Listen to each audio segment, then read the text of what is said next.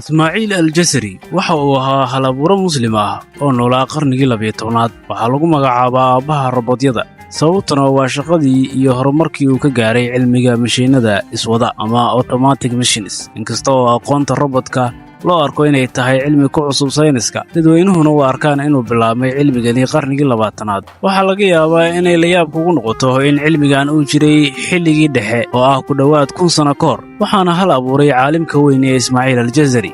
Ismaaciil Al-Jasari wuxuu caan ku noqday hal-abuurnimadiisa cajiibka ee ku aadan cilmiga mashiinada. Xirfadihiisa waxaa ka mid ahaa robotyo loogu talagalay inay martida u adeegaan marka ay doonayaan inay gacmo dhaqdaan, ayna siiyaan shukumaanno ama tuwaallo ay isku qallajiyaan, sidoo kalena u fura marna ka xidha biyaha ay isticmaalayaan si otomaatig ah.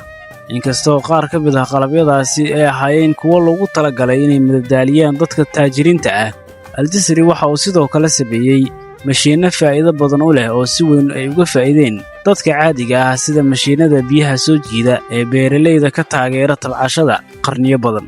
Al-Jasari oo dhashay 1136 waxa uu ku dhashay gobolkii Mesopotamia oo hadda loo yaqaano Ciraaq, waxaana ahaa madaxa injineerada ee qasrigii Artukid ee magaalada Diyarbakir oo hadda ku taala waddanka Turkiga.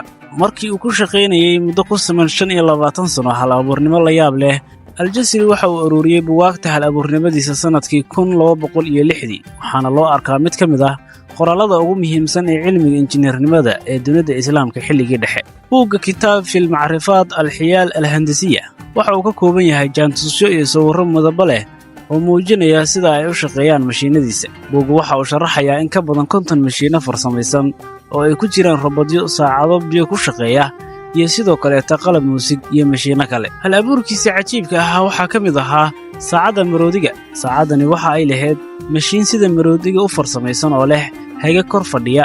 Maroodiga ayaa dhaqdhaqaaqaya, waxa ayna sidoo kale ruxmaya qaybaha kala gedisan ee saacadda, taasoo sheegaysa wakhtiga iyada oo loo eegayo qulqulka iyo isgarab riixa kuula gabaara gadoomaya. Mid ka mid ah hal-abuurrada la yaabka leh ee Al-Jasari ayaa muhiimad weyn u leh taariikhda sayniska, waxaana si weyn loogu arkaa inay tahay robotkii ugu horreeyey ee la borograamiyey taariikhda.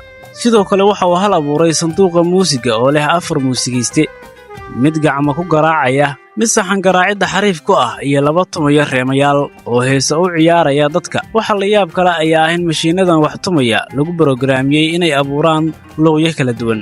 mid ka mid ah qalabka caanka ee Al-Jasari uu hal abuuray waxaa ka mid ah qufulkii ugu horreeyay ee leh 4 jiho oo loogu talagalay in sanduuq lagu xiro. Fikradaha Al-Jasari kuma koobnayn saacadaha iyo robotyada, waxa uu sidoo kale nashqadeeyey mashiino farsamo oo kala duwan oo biyaha qaada.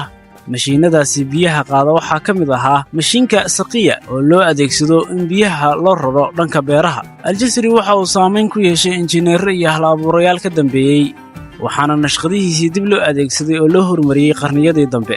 Al-Jasari waxa uu door muhiim ah ka ciyaaray horumarinta cilmiga robotka, gaar ahaan horumarinta robotyada la borograamiyo. waxyaabaha uu hal abuurayna waxa ay saldhig u noqdeen injineerada casriga ah iyo farsamada otomaatiga ah.